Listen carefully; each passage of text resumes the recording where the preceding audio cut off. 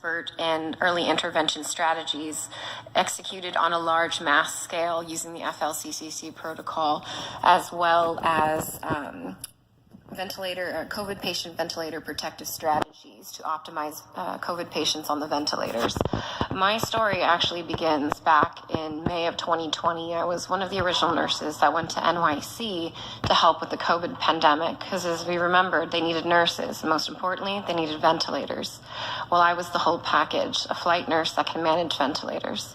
And when I arrived there, the gross negligence and the medical, malfeasance that happened in there and the complete medical mismanagement of these patients is what has led us to the situation that we're in right now. The pandemic and the hysteria that was created from poor public health measures and poor execution of appropriate early intervention strategies and the handicapping of medical professionals doing their job has led to where we are right now and into the crisis situation that we are in. I will use several key case studies that will represent larger descriptive statistical information for what I'm going to speak of. But when I was in New York, and what continues to happen today, is that many of them are not dying from COVID. Now, many people don't know about me is that I'm actually a master's prepared biochemist, and I have worked extensively with the HIV virus, tracking genetic mutations. So I feel very comfortable going toe-to-toe with some of these doctors here, although I am not a doctor, I'm just a nurse. But what we saw in these front lines, we knew what was happening. And when we asked for the ibuprofen, they said, no, it was contraindicated. When we asked, why aren't we giving them steroids? Oh, well, it's not. We're just following orders. Following orders has led to the sheer number of deaths that has occurred in these hospitals. I didn't see a single patient died of COVID. I've seen a substantial number of patients die of negligence and medical malfeasance. When I was on the front lines of New York, I'm unfortunately known globally viral as the nurse that was in the break room sobbing, saying that they were murdering my patients.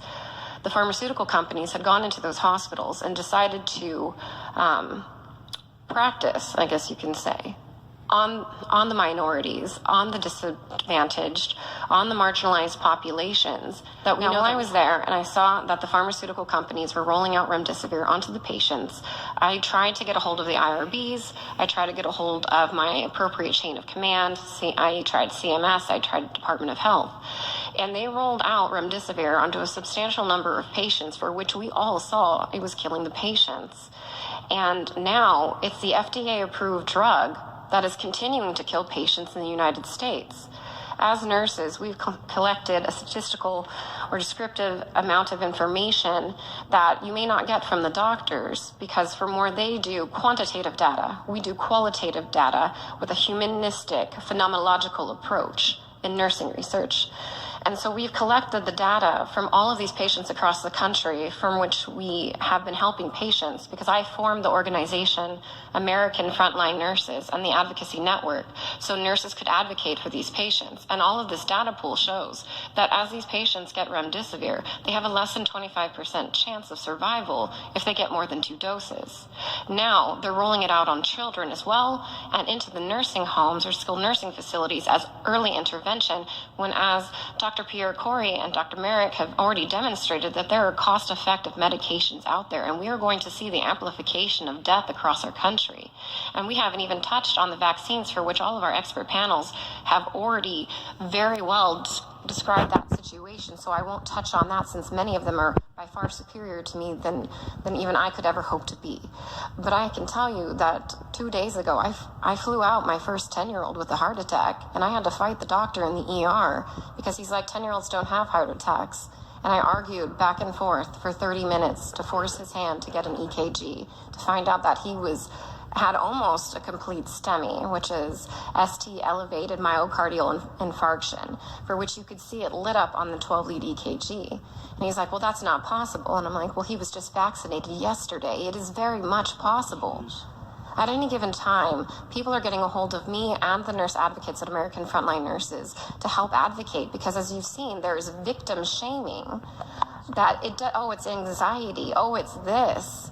But in actuality, if they put down that it was a vaccine injury, the physician, the corporation, the hospital, the clinic, they actually won't get reimbursed. So it gets labeled as anxiety or neuropathy or Guillain-Barré syndrome, when in actuality, it's very realistically a vaccine injury. Now, I'm not, even though I founded American Frontline Nurses, I've traveled extensively to South America, India, and South Africa, working in hot zones, stopping the spread of the virus, and working with early intervention. And nowhere in those countries, in developing nations, do I see these issues that we see here in the United States. It's actually, I'm a very proud American citizen. I come from a family of immigrants, and my mother told me that the United States is the best country in the world, though granted I am biased being an American. And our level of healthcare has been deteriorated to substandard third world nation healthcare, whereas I tell people you are better off in South America in a field hospital than you are in level 1 trauma designer hospitals in the United States. As nurses, we are getting reports across the country from our American Frontline Nurses about patients not getting food, patients not getting water. How come a patient hasn't been fed in 9 days? Why do I need to get a court order to force a hospital to feed a person who isn't intubated and who's literally telling you they would like food? Oh, well, you can't take your BiPAP mask off. Well, that's what us nurses are for. We're going to help you take that off and we're going to help you eat, but we're not allowed to. If they're on a ventilator, they're not getting basic standards of care. I've had patients that haven't been bathed, haven't been fed, haven't been given water, haven't been turned. And if you ask me, this isn't a hospital, this is a concentration camp. That's right. Absolutely it is. Nowhere in the United States do we isolate people for hundreds of hours at a time with no human contact. It's not even allowed in the prisons. You are not allowed to isolate a prisoner for beyond a certain extensive amount of time because it is horrible for their mental health and is considered inhumane. However, in these hospitals now, we're allowed to isolate patients from their families for days, and you have to say goodbye to them over an iPhone, as Jennifer Bridges has just demonstrated to us, or she has to shuttle people in to see. And personally, I was fired for sneaking a Hispanic family in to say the last rites to their family. And so thank you, Senator Johnson, for giving nurses the opportunity to come and represent our patients, because as you can see, we're not often thought of as leading professionals, though we are the missing link between the doctors and the patients. So thank you so much for this time. Okay.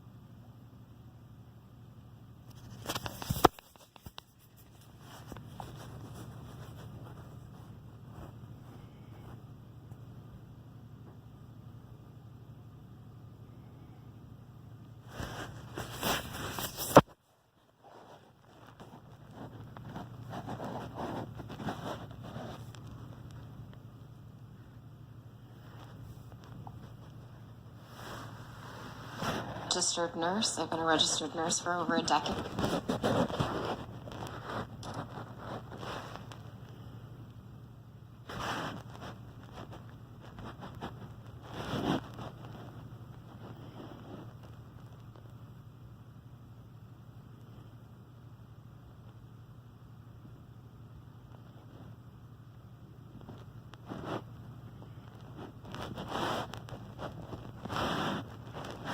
specialty is critical care, trauma and flight.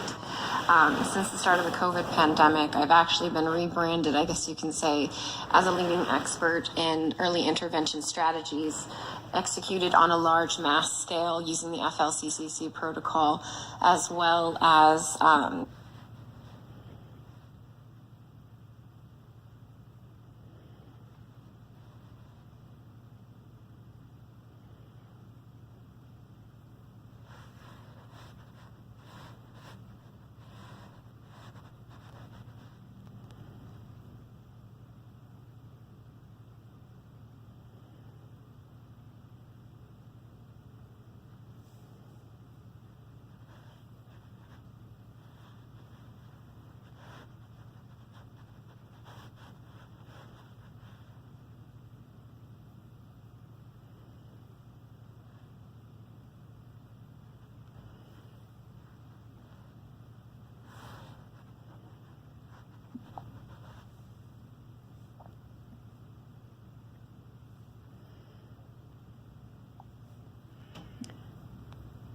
How do I view screenshot?